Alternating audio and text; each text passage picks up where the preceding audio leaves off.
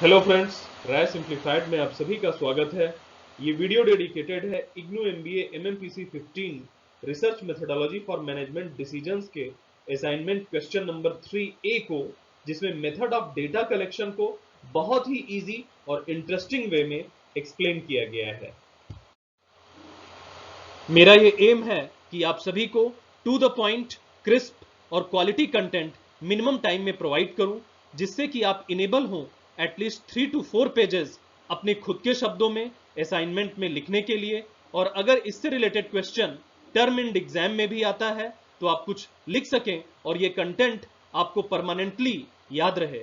जैसा कि इग्नू के असाइनमेंट सारे इंपॉर्टेंट एस्पेक्ट्स को कवर करते हैं और एग्जाम्स के लिए भी इक्वली इंपॉर्टेंट है, इसलिए मेरा आप सभी से यही सजेशन है कि आप निश्चित रूप से इन असाइनमेंट की डीप स्टडी करें। ये वीडियो डेडिकेटेड है उन सभी एस्पिरेंट्स के लिए जिनके पास काफी लिमिटेड टाइम है मगर वो एमबीए परस्यू करने के लिए डिटरमाइंड है। ये कंटेंट कंप्लीटली फ्री है। मेरा बस आप सभी से यही निवेदन है कि आप सभी इस चैनल को सब्सक्राइब करें ताकि मैं फ्यूचर में भी इससे रिलेटेड कंटेंट बनाने के लिए मोटिवेट रहूं। दोस्तों, अगर हम मेथड्स ऑफ डेटा कलेक्शन की बात करें तो हालांकि डेटा कलेक्शन के हमारे पास बहुत सारे मेथड्स अवेलेबल हैं, लेकिन ब्रॉडली डेटा कलेक्शन को 5 कैटेगरीज में डिवाइड कर सकते हैं। जो सबसे पहली और सबसे इंपॉर्टेंट कैटेगरी है इंटरव्यूज। इंटरव्यूज भी दो तरह के होते हैं, स्ट्रक्चर्ड और अनस्ट्रक्चर्ड इंटरव्यू। दूसरा मेथड जिससे हम डेटा को कलेक्ट कर सकते हैं वो फॉर्म मेथड होता है। फॉर्म भी दो टाइप्स का होता है, एक ओपन फॉर्मेट और दूसरा क्लोज्ड फॉर्मेट। तीसरा जो मेथड है डेटा कलेक्शन का इजीएस्ट मेथड वो ऑब्जर्वेशन मेथड है। ऑब्जर्वेशन मेथड भी दो टाइप का होता है, एक पार्टिसिपेंट ऑब्जर्वेशन मेथड और दूसरा नॉन पार्टिसिपेंट ऑब्जर्वेशन मेथड। चौथा मेथड जो आजकल के टाइम पे काफी प्रीवेलेंट है, काफी फेमस है, वो सोशल मीडिया मॉनिटरिंग का मेथड है। और पांचवा मेथड जिसको बायोलॉजिकल साइंटिस्ट और बायोलॉजिकल लैब्स में काफी यूज किया जाता है वो है बायोफिजियोलॉजिकल मेथड। ये भी दो टाइप्स का होता है, इन विवो और इन विट्रो। आगे की स्लाइड्स में मैं इन सारे मेथड्स को one by one with example and with pictures आप सभी के सामने एक्सप्लेन करूंगा ताकि आप सबको इन सारे मेथड्स का एक क्लियर ओवरव्यू मिल सके। और लास्ट में मैं वीडियो को समराइज करूंगा जिसमें एक साथ मैं आपको मेथड ऑफ डेटा कलेक्शन का एक कंप्लीट ओवरव्यू दूंगा, जिससे आपको method of data collection easily और परमानेंटली याद रहे। दोस्तों, जो डेटा कलेक्शन का सबसे फेमस और सबसे कॉमन मेथड है वो है इंटरव्यू का मेथड। इंटरव्यू में 1-to-1 कम्युनिकेशन होता है। एक होता है इंटरव्यूअर जो क्वेश्चंस पूछता है और दूसरा होता है इंटरव्यूई जो आंसर्स देता है। इंटरव्यू मेनली दो कैटेगरीज में हम कैटेगराइज कर सकते हैं। पहला है स्ट्रक्चर्ड इंटरव्यू और दूसरा अनस्ट्रक्चर्ड इंटरव्यू। जैसा कि नाम से ही क्लियर है कि स्ट्रक्चर्ड इंटरव्यू में जो इंटरव्यूअर यानी जो क्वेश्चन पूछ रहा है उसके पास कुछ pre defined set of questions होते हैं और उन्हीं क्वेश्चंस को वो इंटरव्यूई से पूछता है। जो दूसरी कैटेगरी है वो है अनस्ट्रक्चर्ड इंटरव्यू की।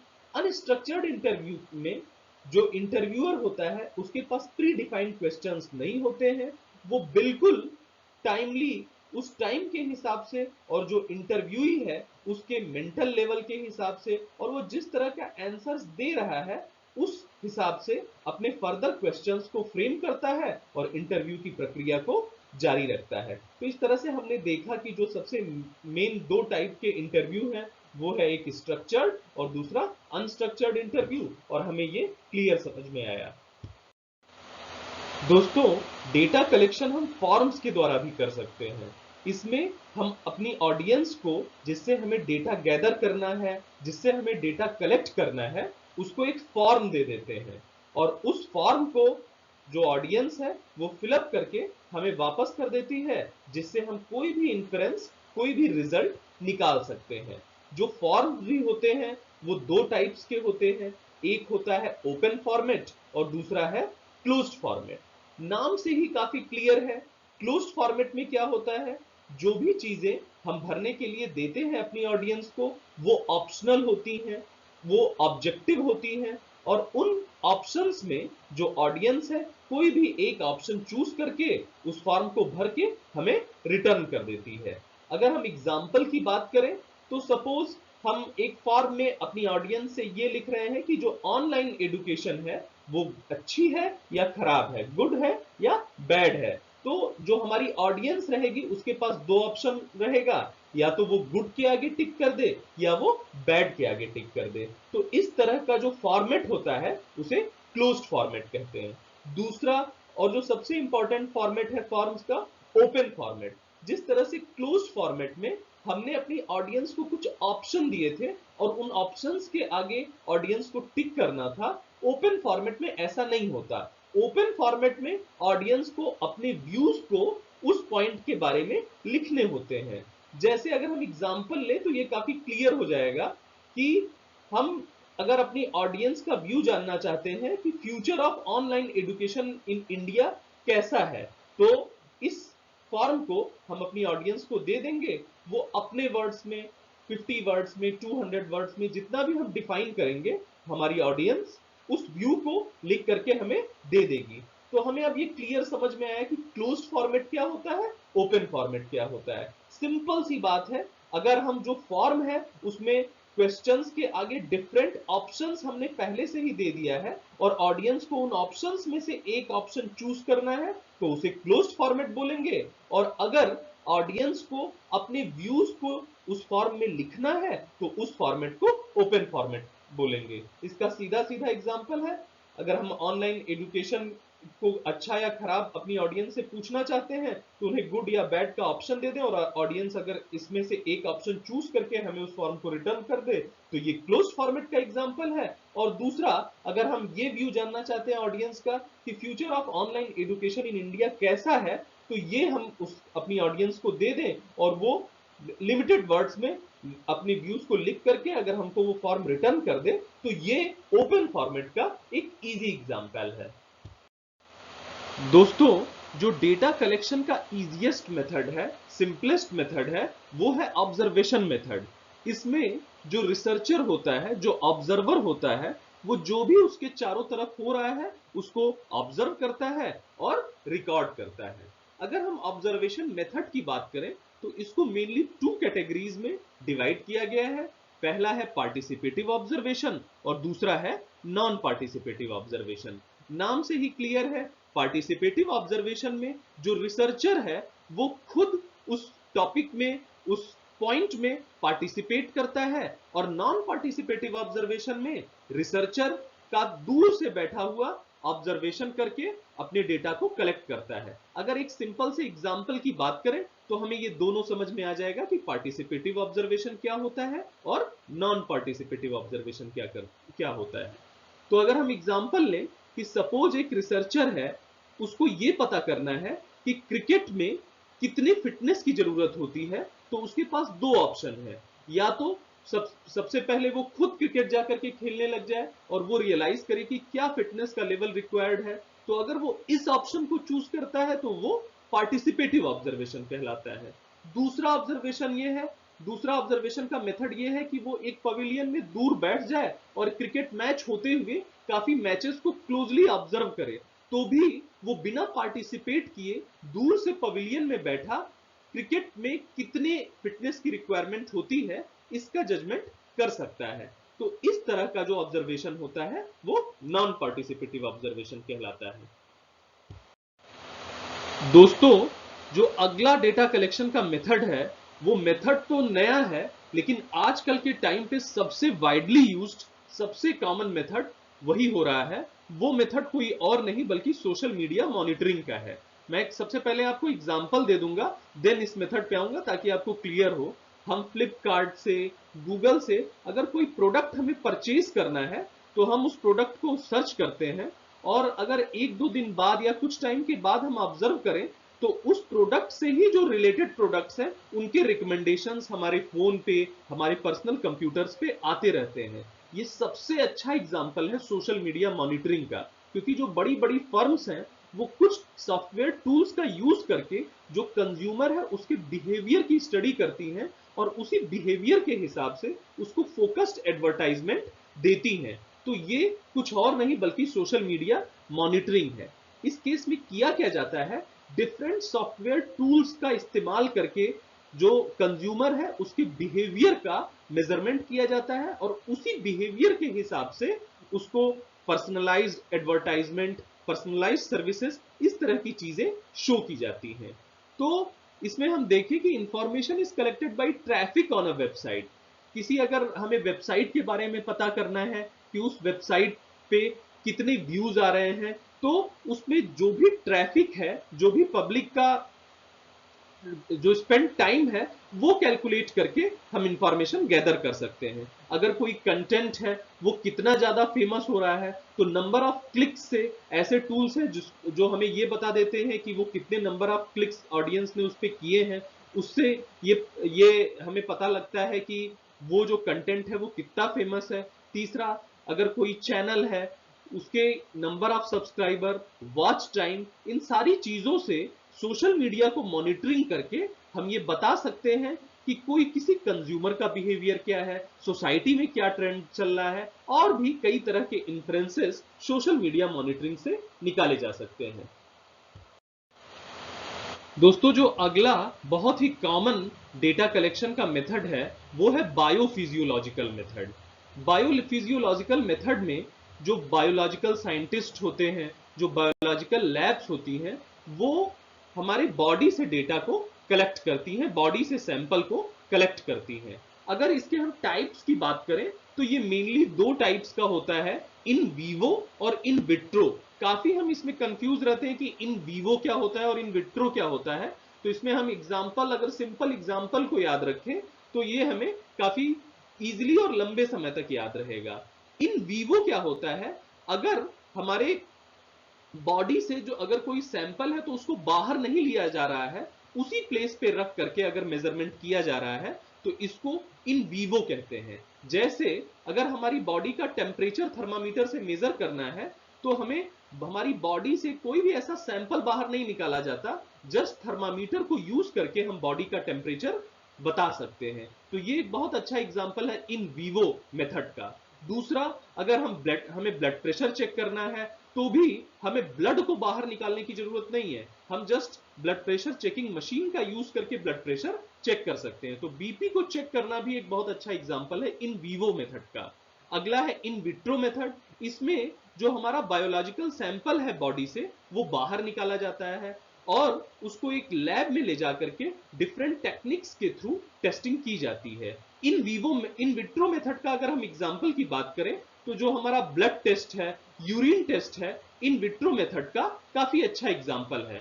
तो अब हमने ये देखा कि बायोफिजियोलॉजिकल मेथड से डेटा के कलेक्शन को कैसे किया जा सकता है, ये कितने टाइप्स का होता है, इन वीवो और इन विट्रो। इन वीवो में जो हमारा बायोलॉजिकल सैंपल है उसको बॉडी के, ह्यूमन बॉडी के या एनिमल बॉडी के बाहर नहीं ले जाते। उसका सबसे अच्छा एग्जांपल है थर्मामीटर से टेम्परेचर को चेक करना और बीपी को चेक करना।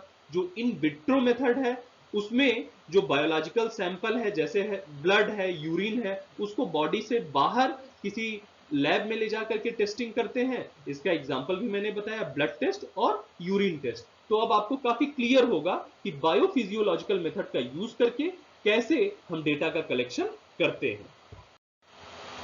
दोस्तों, अब मैं मेथड्स ऑफ डेटा कलेक्शन को जो भी हमने पढ़ा उस सबको एक साथ समराइज करूंगा, उसके डिफरेंट एग्जांपल्स को बताऊंगा, जिससे कि ये अगर रिपीटेशन से आपको ये पॉइंट बहुत ही इजीली लंबे समय तक याद रहे। तो हमने देखा कि जो मेथड ऑफ डेटा कलेक्शन था उसका जो सबसे पहला मेथड था वो इंटरव्यू मेथड था। ये सबसे कॉमन मेथड है, इसमें 1 to 1 कम्युनिकेशन होता है, एक इंटरव्यूअर होता है, एक इंटरव्यूई होता है और वो क्वेश्चन पुट अप करता है इंटरव्यूई से। इसमें हमने देखा दो तरह के इंटरव्यू थे, एक स्ट्रक्चर्ड इंटरव्यू, दूसरा अनस्ट्रक्चर्ड इंटरव्यू। स्ट्रक्चर्ड इंटरव्यू में जो इंटरव्यूअर होता है यानी जो क्वेश्चन पूछता है उसके पास कुछ प्री डिफाइंड क्वेश्चंस होते हैं और वो क्वेश्चन उस प्री डिफाइंड क्वेश्चन के बेसिस पे ही पूछता है। अनस्ट्रक्चर्ड इंटरव्यू में इंटरव्यूअर के पास कोई भी प्री डिफाइंड क्वेश्चन नहीं होते, जैसा इंटरव्यूई का यानी जो आंसर दे रहा है उसका रिस्पांस होता है, उसके बेस पे वो फर्दर क्वेश्चन फ्रेम करता जाता है और इंटरव्यू की प्रक्रिया चलती जाती है। दूसरा हमने डेटा कलेक्शन मेथड देखा फॉर्म का। जो फॉर्म का मेथड है वो एक रिटन मेथड है डेटा कलेक्शन का। इसमें जो ऑब्जर्वर होता है, जो रिसर्चर होता है, वो ऑडियंस को एक फॉर्म दे देता है, ऑडियंस उस फॉर्म को भर करके दे देती है और डेटा कलेक्ट हो जाता है। ये जो फॉर्म मेथड है ये भी दो तरह का होता है, एक था क्लोज्ड फॉर्मेट, दूसरा ओपन फॉर्मेट। क्लोज्ड फॉर्मेट में जो ऑडियंस से क्वेश्चन पूछे जाते हैं वो ऑप्शनल होते हैं, वो ऑब्जेक्टिव होते हैं और ऑडियंस को उन ऑप्शंस में से एक ऑप्शन चूज करके और वो फॉर्म रिटर्न कर देना होता है। और ओपन फॉर्मेट में जो ऑडियंस के पास ऑप्शंस का जो फैसिलिटी होती है वो नहीं होती, उन्हें अपने व्यूज को एक्सप्रेस करना होता है कुछ लिमिटेड वर्ड्स में और देन वो फॉर्म्स को वापस कर देती हैं। एग्जांपल्स में हमने देखा क्लोज फॉर्म में एग्जांपल अगर हम ऑडियंस से ये जानना चाह रहे हैं कि जो ऑनलाइन एजुकेशन का फ्यूचर है इंडिया में वो कैसा है और ऑडियंस को हम ये ऑप्शन दे दें गुड और बैड में से ऑडियंस को सेलेक्ट करना है, तो ये क्लोज फॉर्मेट का एग्जांपल है। और इसी की जगह अगर हम ऑडियंस से उनका व्यूज मांग लें 100 वर्ड्स में 200 वर्ड में, तो ये ओपन फॉर्मेट का एग्जांपल है। इसके बाद हमने ऑब्जर्वेशन मेथड को देखा। ऑब्जर्वेशन मेथड कुछ भी नहीं, जस्ट चीजों को देखना है और उसको रिप्रेजेंट कर देना है। ऑब्जर्वेशन मेथड कितने टाइप का होता है? एक है पार्टिसिपेटिव ऑब्जर्वेशन, दूसरा है non participative observation. Participative observation वो होता है जिसमें जो ऑब्जर्वर है, जो रिसर्चर है, वो उस टेस्टिंग में खुद पार्टिसिपेट करता है और नॉन पार्टिसिपेटिव में वो खुद पार्टिसिपेट न करके दूर किसी स्थान से बैठ करके उस जो इवेंट है उसका ऑब्जर्वेशन करता है और उसी ऑब्जर्वेशन को वो अपने डेटा में रिप्रेजेंट करता है। इसका सबसे अच्छा एग्जांपल हमने लिया कि अगर क्रिकेट मैच में जो फिटनेस की रिक्वायरमेंट है वो डिसाइड करनी है तो ऑब्जर्वर के पास दो ऑप्शन है, या तो वो क्रिकेट खुद खेले और फिटनेस को देखे कि उसके लिए कितनी फिटनेस की रिक्वायरमेंट है, तो इस तरह का अगर वो ऑप्शन चूज करता है तो ये पार्टिसिपेटिव ऑब्जर्वेशन है। दूसरा ऑप्शन है ऑब्जर्वर या रिसर्चर के पास कि वो पवेलियन में बैठकर डिफरेंट मैचेस की स्टडी करे, डिफरेंट मैचेस का ऑब्जर्वेशन करे और देन वो अपने डेटा को रिप्रेजेंट करे। तो इस तरह का अगर वो ऑप्शन चूज करता है तो वो नॉन पार्टिसिपेटिव ऑब्जर्वेशन है। लास्ट में हमने देखा सोशल मीडिया मॉनिटरिंग क्या था। सोशल मीडिया मॉनिटरिंग आजकल के टाइम पे सबसे फेमस है। इसमें डिफरेंट सॉफ्टवेयर टूल्स का यूज करके जो कंज्यूमर का बिहेवियर है वो पता करते हैं। इसमें number of clicks, number of subscriptions, number of traffic जो वेबसाइट पे है उसको डिफरेंट टूल्स की सहायता से मेजर करके हम ऑडियंस का, कंज्यूमर्स का बिहेवियर देखते हैं। इसका सबसे अच्छा हमने एग्जांपल लिया फ्लिपकार्ट या गूगल, अमेजॉन, जो भी ई कॉमर्स वेबसाइट है, हम कोई भी प्रोडक्ट सर्च करते हैं तो कुछ टाइम के बाद उसी से रिलेटेड एडवर्टाइजमेंट, पर्सनल एडवर्टाइजमेंट हमें आने लगता है। तो ये एक सोशल मीडिया मॉनिटरिंग का एग्जांपल है। लास्ट में हमने बायोफिजियोलॉजिकल मेथड्स को देखा। बायोफिजियोलॉजिकल मेथड्स डेटा कलेक्शन का वो मेथड है जो मेनली बायोलॉजिकल साइंटिस्ट और बायोलॉजिकल लैब्स करती हैं। इसमें ये दो तरह का होता है, इन वीवो और इन विट्रो। इन वीवो में क्या होता है, जो बायोलॉजिकल सैंपल है उसको उस ह्यूमन बॉडी से, एनिमल बॉडी से बाहर नहीं निकाला जाता और वहीं पे मेजरमेंट किया जाता है। सबसे अच्छा एग्जांपल थर्मामीटर से ब्लड टेस्ट करना और बीपी मशीन से बीपी चेक करना। इन विट्रो में क्या होता है, जो बायोलॉजिकल सैंपल है जैसे ब्लड है, यूरिन है, इन चीजों को अब उस ह्यूमन बॉडी के, एनिमल बॉडी के बाहर ले जा करके बायोलॉजिकल लैब में डिफरेंट टेक्निक्स के थ्रू टेस्टिंग की जाती है। इन विट्रो जो मेथड है उसका सबसे अच्छा एग्जांपल है ब्लड टेस्ट और यूरिन टेस्ट। तो इस तरह से मैंने पूरे वीडियो को समराइज किया। मैं होप करता हूं कि अब ये जो डेटा कलेक्शन मेथड्स हैं उसकी आपको एक क्लियर अंडरस्टैंडिंग होगी। मैं अब ये होप करता हूं कि इस वीडियो को देखने के बाद आप इनेबल होंगे अपने शब्दों में एटलीस्ट 3 to 4 पेजेस असाइनमेंट में लिखने के लिए। अगर इस टॉपिक से रिलेटेड क्वेश्चन एग्जाम में आता है तो भी आप लिख सकते हैं और ये कंटेंट आपको परमानेंटली याद रहेगा। मेरा आप सभी से सिर्फ इतना ही निवेदन है कि प्लीज इस चैनल को सब्सक्राइब करें, लाइक करें, शेयर करें और कमेंट करें ताकि इन फ्यूचर भी मैं इस तरह के वीडियो बनाने के लिए मोटिवेट रहूं और नए नए कंटेंट आप सभी के सामने लाऊं और एमबीए से रिलेटेड जो भी एस्पेक्ट्स हैं उन सभी की एक थारो रिप्रेजेंटेशन आपके सामने प्रेजेंट करूं। Thank you.